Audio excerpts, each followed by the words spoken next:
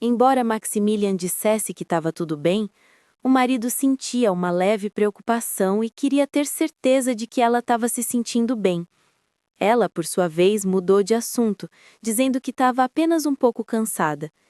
Ele a compreendeu e pediu que ela não se desgastasse tanto com os afazeres de senhora do castelo. Os dois ficaram em silêncio por um tempo. Foi então que ele olhou para o lado e viu um lustre. — O que é isso? Perguntou ele. — Até parece um brinquedo. Ela contou que era um modelo de decoração para o salão de baile. Ele achou estranho, e ela ficou levemente avermelhada, pensando que talvez ele achasse que ela estava desperdiçando dinheiro. Então ela perguntou: era para deixar o salão como estava? Ele respondeu imediatamente: não, calma, vamos ter banquetes e festas em Anatol. Tocando nos cabelos dela, ele relembrou a promessa. Eu prometi que daria a você o maior e mais magnífico banquete do mundo inteiro. Sabia que não estava à altura das expectativas dela e que não se comparava ao antigo castelo de Croix, mas garantiu que logo lhe daria tudo o que ela tinha desfrutado naquele outro castelo. Enquanto tocava os lábios dela com os dedos, ele disse que logo teria que ir à capital e quando voltasse estaria cheio de presentes para ela. Ela baixou a cabeça, parecendo triste. Pensava: nossa, ele realmente vai, mas eu não quero ficar sozinha aqui. O que eu faço? Ele notou que ela não estava à vontade com a revelação. Foi então que ela disse: ei, eu quero ir com você. Ele respondeu: eu também gostaria. Queria apenas me trancar neste quarto e ficar assim para sempre. Ela pensava: nossa, essa é a primeira vez que ele volta em anos e agora deve partir de novo. É tão infantil da minha parte pensar apenas em mim mesma. Por isso, ela vagarosamente se aproximou da cabeça dele até que teve coragem de acariciar seus cabelos macios. Foi quando ela disse que também gostaria de ficar trancada no quarto com ele por muito tempo. Ela continuou a alisar os cabelos dele. Depois ele disse: olha, eu mal estou conseguindo me conter. Você não sabe o que acabou de fazer, não é? Ela regalou os olhos, pois só tinha passado a mão na cabeça dele. Ela começou a olhar para ele, percebendo que ele estava estranho. Ele começou a pegar os joelhos dela e beijá-los, dizendo: você acendeu meu fogo e agora é tarde demais para voltar atrás. Ela pensava que ele era uma pessoa muito estranha, estava sempre aceso. Enquanto isso, os cavaleiros continuavam a beber e comer, mas o clima estava dividido. Alguns estavam felizes e outros nem tanto. Não se preocupe, disse um mais experiente. Nosso capitão jamais errou sobre o clima. Às vezes chego até a duvidar se ele é mesmo humano. No entanto, nem todos estavam satisfeitos pela maneira com que se referiam ao Riften, e aquela discussão continuava. Alguns achavam que deveriam chamá-lo de comandante e não de capitão, e que deveriam adotar hábitos mais formais e largar a época de mercenários para trás. O outro abriu os braços. Ei, pare de ser chato. Isso se chama hábito por alguma razão, não é? Depois colocaram um mago no meio da história. Ei, mago, o que você acha? Você não acha que nosso capitão poderia ser da raça mutante? Todos sabiam que não se deveria falar assim do capitão. Pare de dizer bobagens, um mago falou. Conhecendo o capitão como todos conhecemos, você será carne morta se ele te pegar falando assim. Depois, um deles quis saber. Ei, mago, há quanto tempo você conhece o nosso capitão? Foi quando ele disse: a primeira vez que o vi foi quando ele tinha uns 16 anos. Quer dizer, faz bastante tempo que eu o aturo.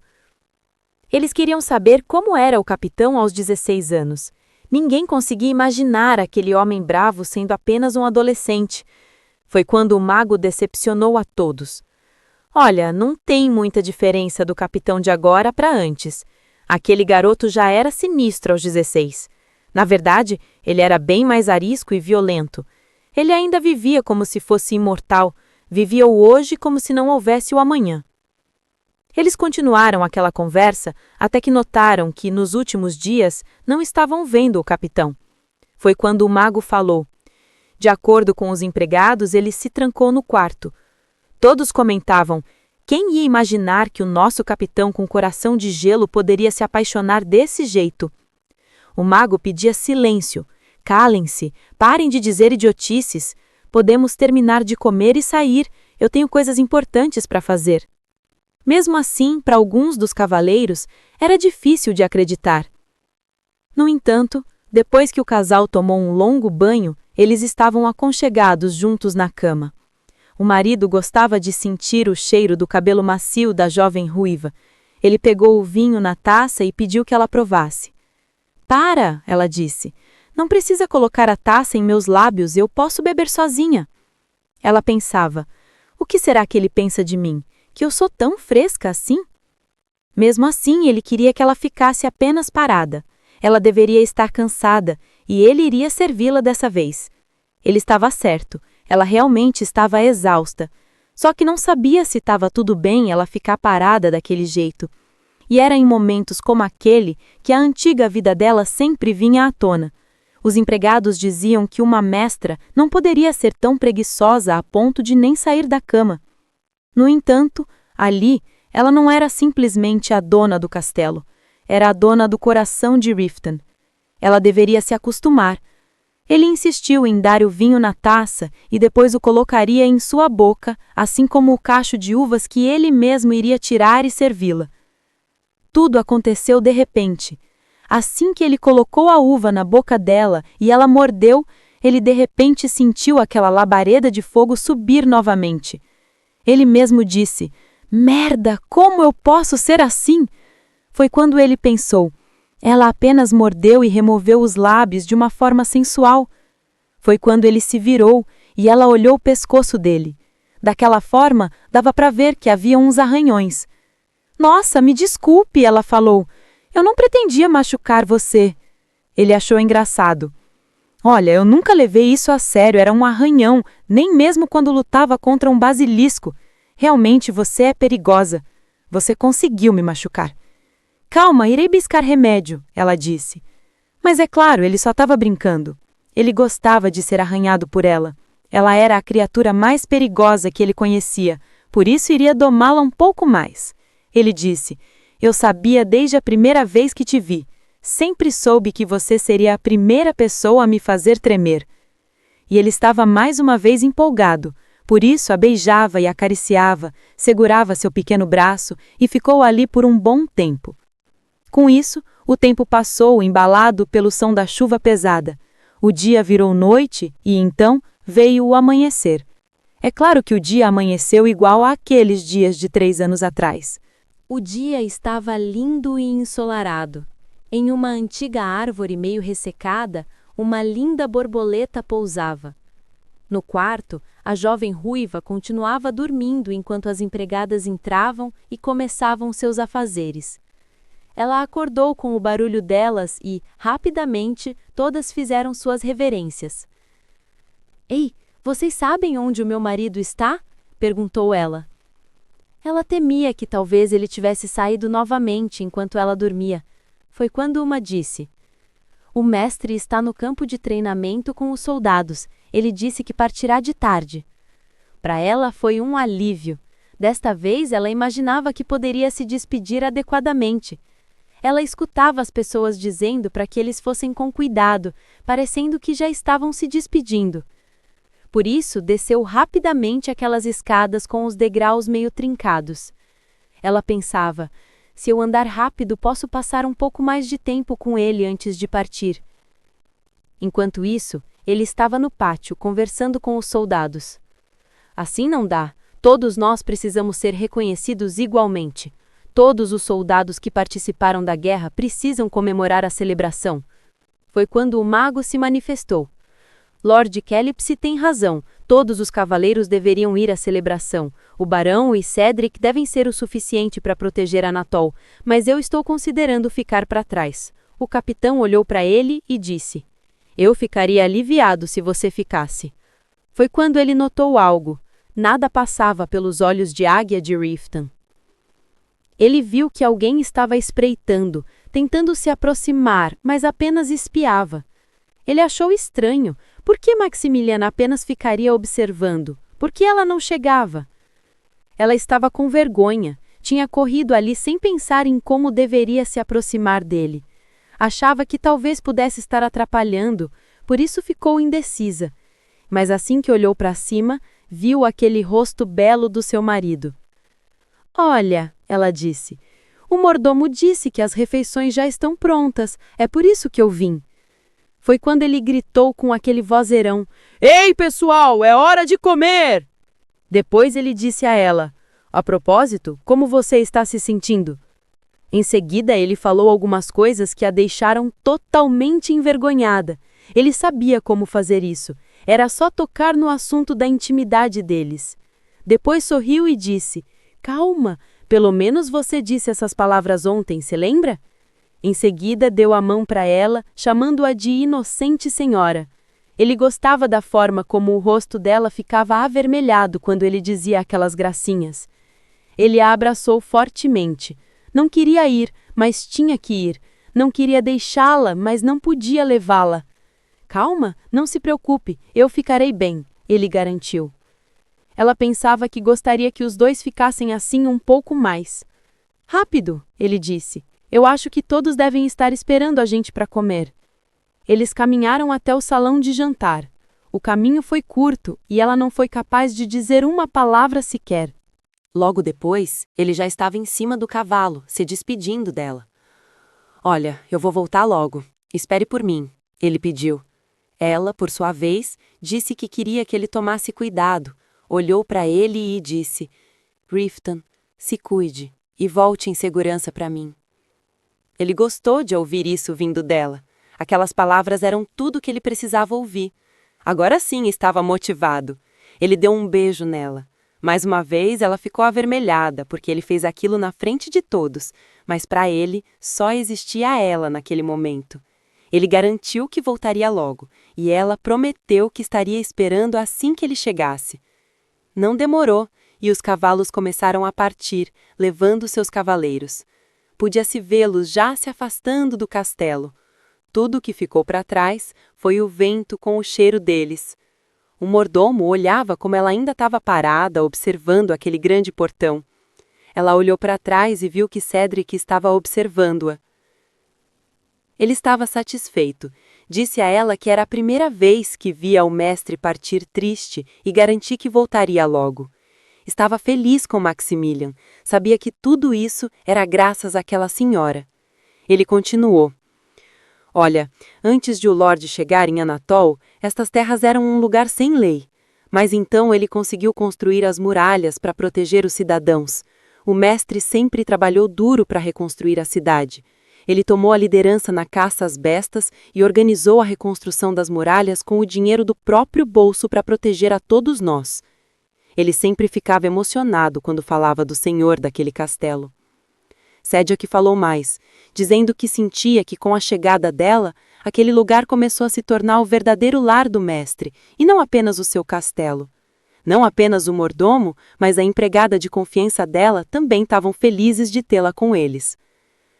Novamente, vieram aqueles pensamentos ruins na cabeça dela. Será que mereço mesmo essas palavras gentis?